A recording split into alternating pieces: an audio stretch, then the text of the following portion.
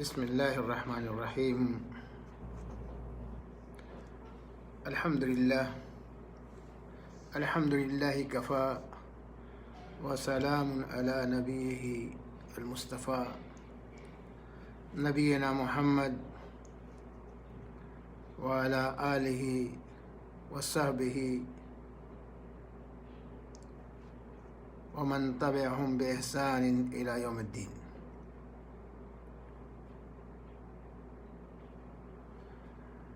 قال اللہ تبارک و تعالی فی القرآن المجید والفرقان الحمید اتأمرون الناس بالبر وتنسون انفسکم۔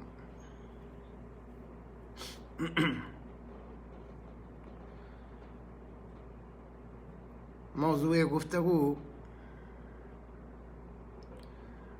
آج قول و فعل کے اندر تضاد کے تعلق سے۔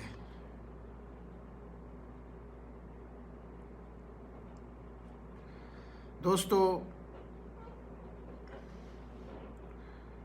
اللہ کے پیارے حبیب محمد الرسول اللہ صلی اللہ علیہ وسلم اس دنیا کے اندر بھیجے گئے اور آپ صلی اللہ علیہ وسلم اپنی پوری زندگی امت کو اللہ رب العزت کے پیغام کو پہنچاتے رہے اور پہنچانے کے درمیان بہت ساری صعوبتیں، مشکلات، مصیبتیں درپیش آئیں۔ آپ کو معلوم ہونا چاہیے کہ اللہ کے رسول صلی اللہ علیہ وسلم کے چچا ابو طالب کا جب انتقال ہوا تو ابو طالب آپ کا بہت مساعدہ کرتے تھے، ہر معاملے میں آپ کے آگے پیچھے رہا کرتے تھے، جس کی وجہ سے آپ صلی اللہ علیہ وسلم کی ڈھارس بدی رہتی تھی اور نبی کریم صلی اللہ علیہ وسلم کا قبیلہ بڑا اعلیٰ اور ارفع قبیلہ تھا۔ اس قبیلے کے سامنے کوئی بھی قبیلہ ٹک نہیں سکتا تھا۔ نبی کریم صلی اللہ علیہ وسلم دعوت کا پیغام دیتے، بہت سارے مشاکل، مشکلات، پریشانیاں درپیش آتی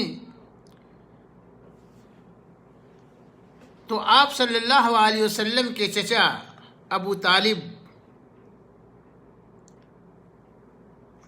اس مشکلات میں آپ کا مساعدہ کرتے اور سامنے آتے۔ جیسا کہ آپ حضرات کو معلوم ہے کہ نبی کریم صلی اللہ علیہ وسلم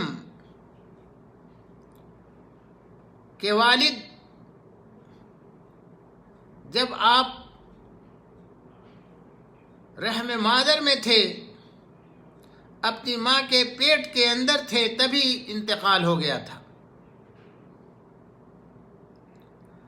اور ابھی آپ کی عمر چند برس کی تھی کہ آپ کی والدہ کا بھی انتقال ہو گیا۔ ماں اور باپ دونوں طرف سے آپ محروم ہو گئے تھے، لیکن اللہ رب العزت کو جس ذات سے، جس شخصیت سے کام لینا ہوتا ہے، اتنی بڑی آزمائش، ویسے ہی زبردست ابتلا اور انہیں پرکھتا بھی ہے۔ نبی کریم صلی اللہ علیہ وسلم اپنے دعوتی مشن کے اندر کبھی بھی کمزور نہیں پڑے۔ کبھی کبھی بعض مصیبتیں ایسی ہوتی تھی کہ آدمی مزمحل ہو جاتا تھا، جیسے دعوتی مشن کے درمیان آپ کے چچا کا انتقال ہو جاتا ہے، اس کے بعد آپ کی بیوی حضرت خدیجہ کا انتقال ہو جاتا ہے۔ مصیبت کے ایک پہاڑ کہنا چاہیے کہ آپ کے اوپر ٹوٹ پڑتے ہیں، لیکن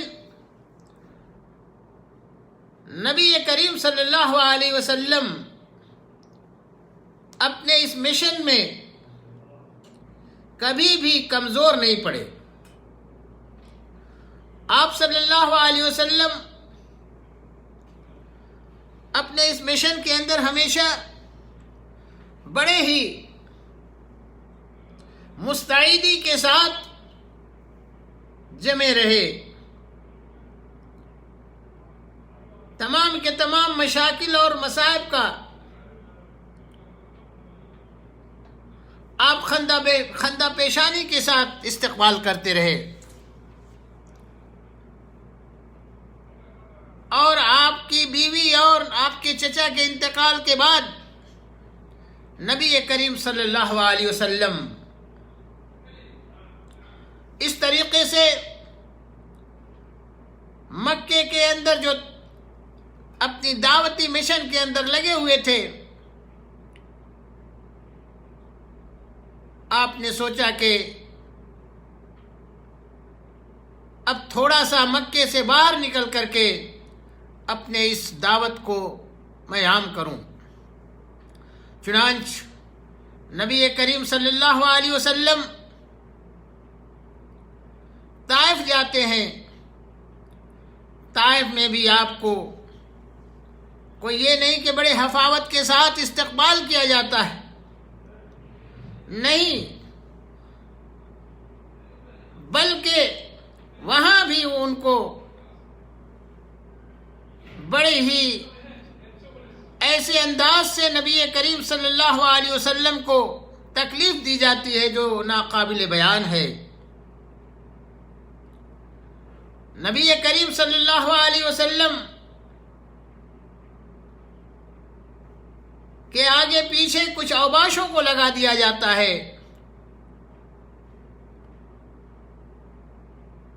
کچھ لوگوں کو پتھر دے کر کے ان کے پیچھے لگا دیا جاتا ہے کہ اس آدمی کو اس سے مارا جائے اور طائف سے نکال دیا جائے۔ یہاں تک کہ نبی کریم صلی اللہ علیہ وسلم کو طائف کے اندر بھی لوگوں نے سکون کی سانس نہیں لینے دیا،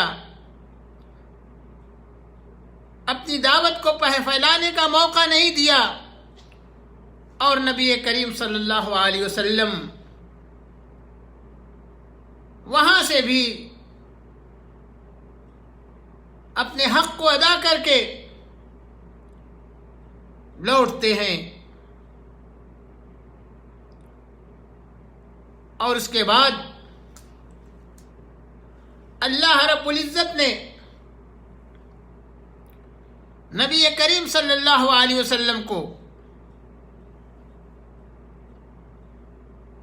جو اسرا اور معراج کرائی، کس طریقے سے نبی کریم صلی اللہ علیہ وسلم کو اللہ رب العزت نے حضرت جبریل علیہ السلام کے ذریعے سے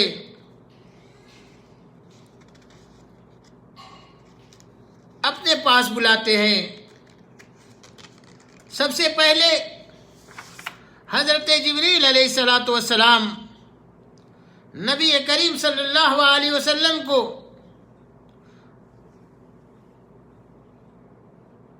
سواری براق کے ذریعے سے مکہ مکرمہ سے بیت المقدس کی طرف لے جاتے ہیں، اور اس طریقے سے نبی کریم صلی اللہ علیہ وسلم بیت المقدس پہنچتے ہیں، وہاں تمام کے تمام انبیاء کی آپ امامت کرتے ہیں، اور اس کے بعد وہ براق جس کی سرعت اور رفتار اتنی تیز تھی کہ جہاں تک نظر پہنچتی تھی ایک مرتبہ وہاں پیر رکھتا تھا تو وہاں پہنچ جاتے تھے۔ اس طریقے سے نبی کریم صلی اللہ علیہ وسلم اپنے اس مشن میں حضرت جبریل علیہ السلام کے ساتھ سفر کے لیے روانہ ہوتے ہیں۔ پہلے آسمان، دوسرے آسمان، تیسرے آسمان، چوتھے آسمان، اس طریقے سے حضرت جبریل علیہ السلام کے ساتھ آپ سفر کرتے ہیں۔ حضرت جبریل لے کر کے سب سے پہلے نبی کریم صلی اللہ علیہ وسلم کو گزرتے ہیں۔ پہلے آسمان سے دروازہ کھٹکھٹایا جاتا ہے، پوچھا جاتا ہے کون؟ آپ کو بتلایا جاتا ہے کہ جبریل اور محمد ہیں۔ پہلے آسمان پر حضرت آدم علیہ السلام سے ملاقات ہوتی ہے، وہاں سے گزرنے کے بعد دوسرے آسمان پر حضرت عیسیٰ علیہ السلام سے ملتے ہیں، اور اپنے سفر کو جاری رکھتے ہوئے دوسرے آسمان کا دروازہ کھولا جاتا ہے، اور آپ دوسرے آسمان سے آگے بڑھتے ہیں، یہاں تک کہ تیسرے آسمان پر پہنچتے ہیں، اور تیسرے آسمان پر حضرت یحییٰ علیہ السلام سے ملاقات ہوتی ہے۔ ہر آسمان پر کوئی نہ کوئی ایک نبی ملتا ہے، اللہ کا برگزیدہ بندہ ملتا ہے، اور ملاقات کرتے ہوئے آگے بڑھتے ہیں۔ اس کے بعد چوتھے آسمان پر حضرت یوسف علیہ السلام سے ملاقات ہوتی ہے، وہاں سے علیق سلیق کرنے کے بعد نبی کریم صلی اللہ علیہ وسلم آگے بڑھتے ہیں، اور پانچویں آسمان پر پہنچتے ہیں،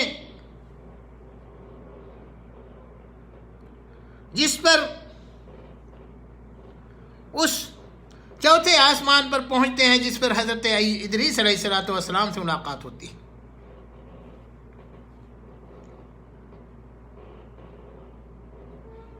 اس کے بعد پانچویں آسمان پر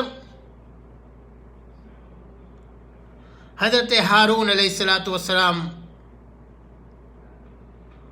ان کے لیے دروازہ کھولا جاتا ہے، اور پھر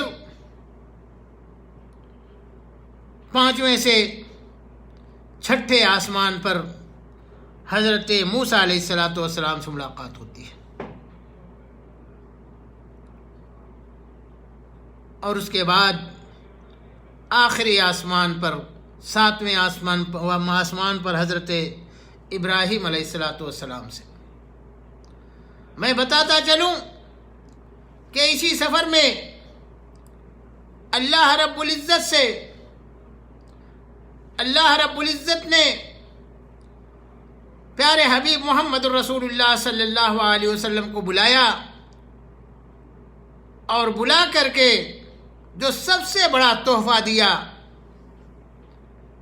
وہ نماز کا تحفہ تھا۔ نماز ایک ایسا عمل جو ایک مومن کے لیے کلمہ شہادتین کے بعد سب سے مہم عمل ہے، اسلام کے ارکان میں سے سب سے عظیم رکن ہے، اللہ تبارک و تعالی نے نبی کریم صلی اللہ علیہ وسلم کے اوپر اور ان کی امت کے اوپر 50 وقت کی نماز فرض فرمائی۔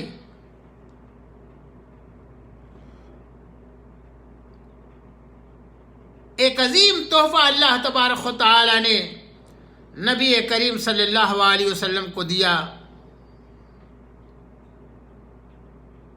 وہاں سے پھر واپس آتے ہیں، پہلے آسمان پر ساتویں آسمان پر حضرت ابراہیم علیہ السلام تھے۔ انہوں نے تو کچھ نہیں پوچھا، لیکن جب چھٹے آسمان پر اوپر سے اترتے ہوئے، یعنی اوپر سے جس کو کہنا چاہیے دوسرا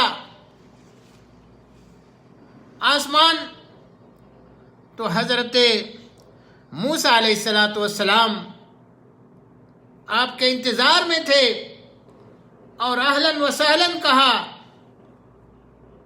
اور پھر نبی کریم صلی اللہ علیہ وسلم سے پوچھا، اے محمد،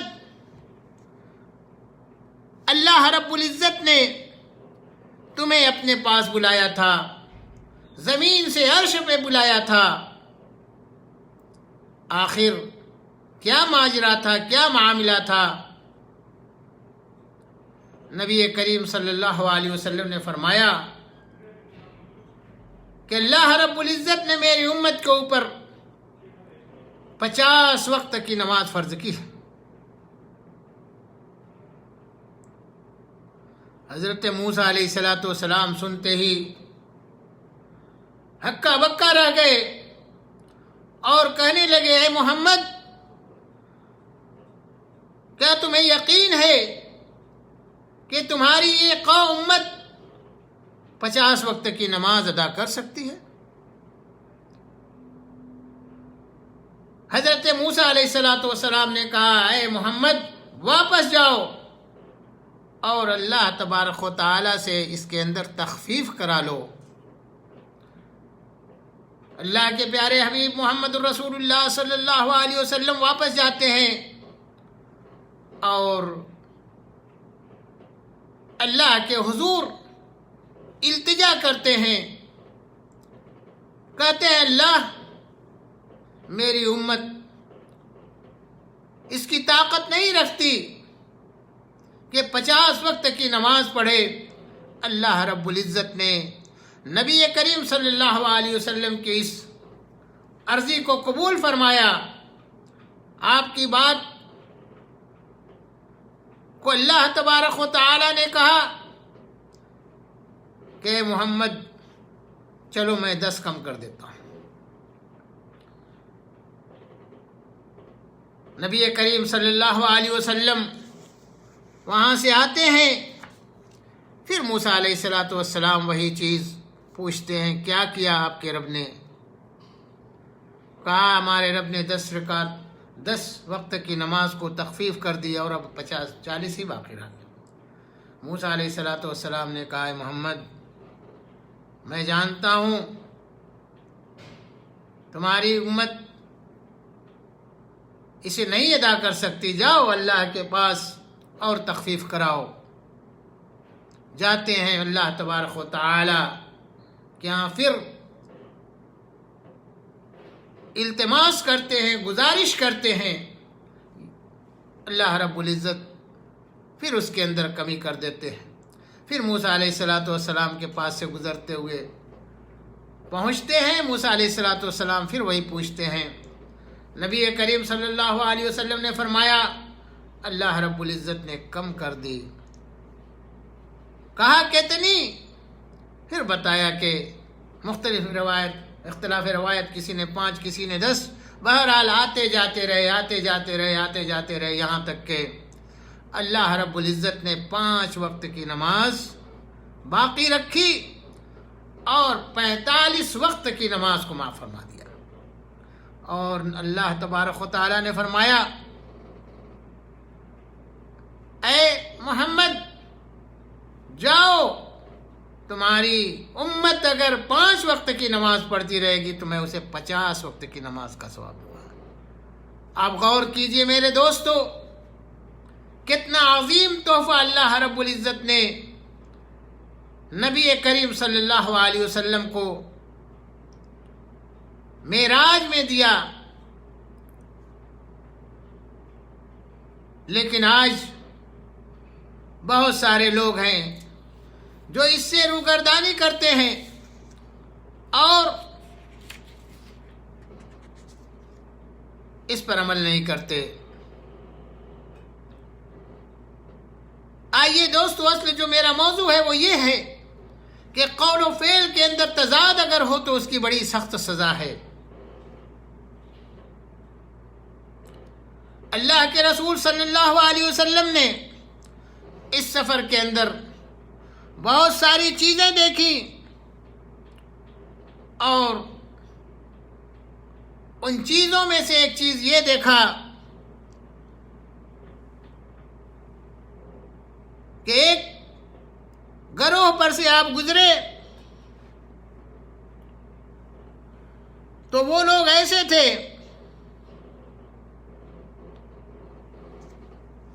کہ جو اپنے ہونٹوں کو قینچی سے کاٹ رہے تھے۔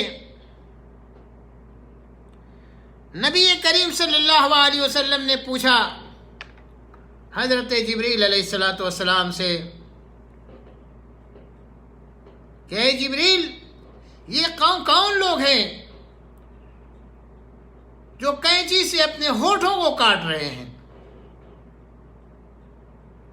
اپنے آپ اپنی سزا دے رہے ہیں، آخر یہ کیا معاملہ ہے، کیا وجہ ہے؟ تو حضرت جبریل علیہ السلام نے جو جواب دیا دوستو غور کیجئے، آج ہمارے اندر بھی